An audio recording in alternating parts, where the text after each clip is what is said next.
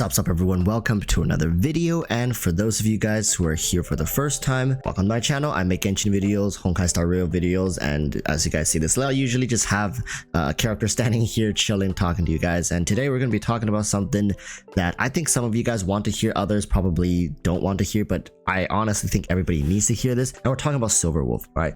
This is not a strict comparison video, as I want to leave that a little later once I get to fully test out Jingyuan for myself, either on a viewer's account or if I'm lucky enough to pull him on my account, and then kind of go over a video talking about Jingyuan, talking about Silverwolf, and then talking about even Luocha can be slid into that conversation as well. I know a lot of you guys are on the fence with all the changes in the beta test servers and whatnot, nerfs that are currently happening to Silverwolf and whatnot, all this stuff. It's getting a lot of people very confused, and hopefully this video can help ground you guys back down, get you guys looking in the right direction. Okay, so with all that said, thank you guys for tuning in. So now let's talk about Silverwolf, because I think this character is just more anticipated. A lot of people have been showering praise for her non-stop and her ability to add additional weaknesses. She can debuff the enemies and also let you do additional damage, right? What about this character isn't good?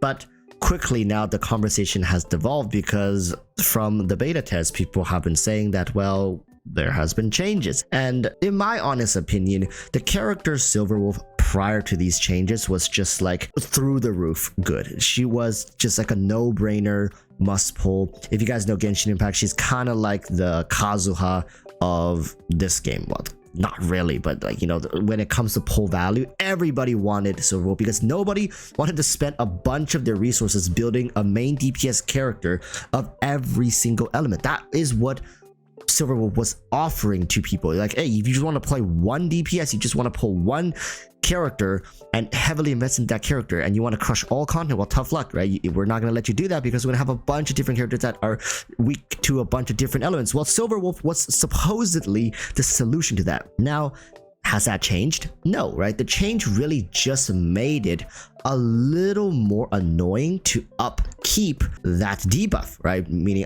applying additional weakness. Went from 3 turns back in the beta now to 2 turns, and some of the numbers were turned around. She still does the exact same thing people are praising her for. It's just that the efficiency at which she does it is a little less. That's really just it. Now, how big though of an issue is that now with characters like Pella, with characters like Branya, we have a bunch of ways to debuff enemies, power up our own units. So where does Silverwolf now sit in this equation, right? That's what people really want to know at the end of the day. Is Silverwolf still worth it? With this changes, how skill point hungry is she? How is she going to fit into the rotation? Because 2 turns versus 3 turns, like, that's a big freaking deal, because turn order works as when all the enemies and your team completes one cycle. So if you have characters like Seele that kind of messes up turn orders and stuff, that's incredibly valuable, right? So if you look at it from this perspective, characters like Seele can abuse the living hell out of Silverwolf's kit. And if you happen, like, oh my god, if you happen to have Branya on your account already and Seele, Silverwolf, like, it doesn't even matter if they nerf her to just 1 turn. Now that would be atrocious, I'll be honest with you guys. That'll be absolutely terrible, but I'm just saying, giving you an example, because a character like Seele can just bypass all of the turn orders, right? She doesn't give a damn about like 2 turns, 3 turns, and she's finishing this fight in 1 turn and that's gonna be that. My point here is that you don't really have to take a magnifying glass looking at Silverwolf's, oh, 3 turns to 2 turns, that's terrible. Well, that's certainly going to be annoying. Remember, she is still going to be overall a skill point positive character, meaning she overall still can help you generate more skill points than she consumes, right? At the end of the day, that's all we want.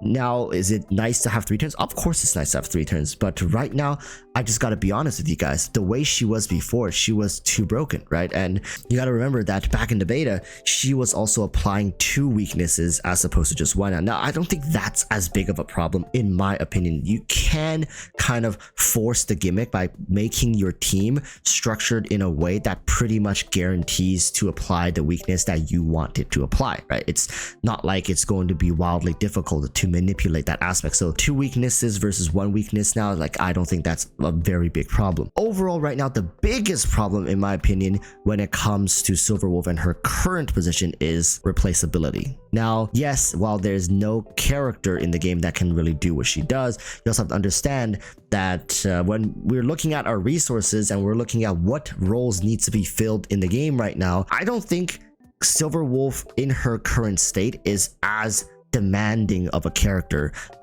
as when she was. Now, yes, I just went over like a bunch of reasons why I think it's okay for her to be the way she is right now, but that doesn't change the fact that, for example, a character like Locha is going to offer you a ton more survivability that allows you, probably if you want to brute force through content, a character like Locha is going to keep you much healthier, allow you to clear content much more consistently, right? This isn't Genshin Impact. Healers in Star Rail is incredibly important. Now, right now, currently, like the only 5-star healer that we have is Bailu, and like, come on, let's be honest here. How many of you guys realistically have Bailu?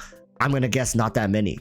And if you're struggling in endgame content, there are people who bring 2 healers, right? If you don't have a whaled out account, super cracked, jacked to the teeth, or a bunch of coverage, you're going to be bringing 2 healers just to stay alive in the endgame contents. Locha is just one of the best healers available. Now, yes, I know there's a lot of information talking about future characters coming out and there's a ton of healers, but right now, Locha is seemingly a top performer.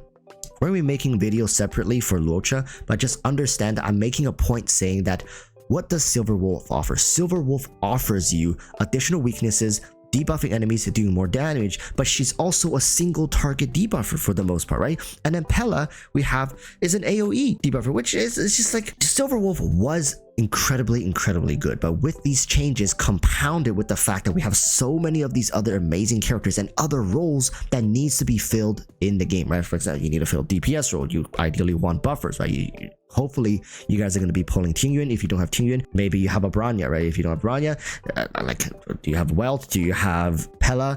What are you running, right? So all these roles need to be fixed. You need healers, you need DPSs, you need debuffers, you need buffers. And some of these roles, for example, buffers or debuffers, oftentimes you need one of each on your team, or you need 2 healers, right? So Silverwolf being a debuffer, and she's not even the best when it comes to overall utility. If you already have all the coverage of weaknesses, then what the hell are you going to do with your Silverwolf? That's the problem right now, is that she's more so a situational unit. She's a comfort pickup for people who want that luxury in their account, but she isn't going to solve your problems all the time. I would say maybe 60% of the time she's going to feel amazing to have, and the other 40% you're going to be like, oh well, I guess Silverwolf is just going to debuff one enemy, letting me do a little more damage to it. Whereas my Pella already, kind of does the same thing, but to a bunch of enemies. So that's the situation you face when you have the coverage for the enemy weakness. Now, I'm telling you guys, if you have, let's say, 2-3 different DPSs, and even some support characters like pseudo DPSs can also break shields, right? Apply a good AoE, for example, Clara for physical, March 7 for ice. It's just like weaknesses isn't as big of an issue as a lot of people make it out to be. Now, yes, as however's continue to develop the game and cycle through endgame content and bring different enemies with different weaknesses, you maybe will run into certain iterations like, damn it, if I had Silverwolf here, I can still kind of brute force my way through by fixing an additional weakness for my character, right? If you're playing Sile, if you're playing Jingyuan, or whatever DPS you got going for you. But there will be times when Silverwolf just doesn't feel as important. Whereas a character like Locha, if you need healing, you need healing, right? You're not going to tell me you're going to sit through endgame content right now without taking any damage. You're going to take damage. So a character like Locha, almost 100% of the time, you're going to feel that value. That's my point. And on top of all this, people are going as far as I'm going to skip all the DPS characters and go straight for the support characters. And I talked about this in my previous videos, is that like, yeah, if you don't have DPS characters, sure, you can make do with 4 stars. If you have Su Sheng, if you have maybe like Clara, March 7 cheese are going on right now, there's a ton of ways that you can bypass the need for a powerful DPS. But my point still stands, is like, if you don't have it figured out, if you're not doing enough damage, you can survive forever, right? If you can bring 4 healers and just like heal yourself into oblivion, but if you're not dealing enough damage to the enemies, once the turn kind of runs out, you're not going to be getting the full clear rewards. So a good account is always a balanced account. A balanced account, or the ideal account, is always looking for a good DPS with a solid buffer, solid debuffer, healer, everything can kind of work simultaneously. Already having Natasha on your account, then you could get Luocha, get 2 healers, you're pretty well settled. Missing out on Silverwolf is going to hurt a little bit in terms of flexibility going forward for longevity, but understand that you can always make up for weaknesses by using other elements. Like, this is something that you can make up for. The fact that if you don't have a healer, you don't have a healer, right? Like, it's not like you can make up for it by doing something magical midway through your run. That's what I'm talking about. I think the smarter decision right now likely is to skip Silverwolf for the vast majority of players. Now, if you have the perfect setup, you have Bronya, if you have Sealet, or you're skipping Jingyuan and you're running like a single healer composition. Anyways, you want a buffer in Bronya, you want a debuffer in Silverwolf to pair with your Sealet. This is a very unique situation where I think Silverwolf can still benefit your account extremely well. But that's all I wanted to say. This is a very rudimentary video, and hope this video has helped you understand the differences between beta Silverwolf and the Silverwolf that you're likely going to get, right? From the beta, she was giving 2 additional weaknesses, she's only giving 1. Beta, she was applying this weakness debuff for 3 turns, now she's only applying for 2 turns, right? That's basically the main changes to Silverwolf. People, stay smart, stay on your toes. These games are pretty predatory when it comes to your wallet, and understanding what characters can do, their strengths, weaknesses, and truly whether or not you need them or you're just impulse paying for waifu. Again, name's EroticWalruss, you can call me Walrus for short. Make sure to hit that subscribe button so I can keep you up to date and informed with all the news Honkai Star Rail. Until next time, urge you to stay safe. Peace. Bye bye.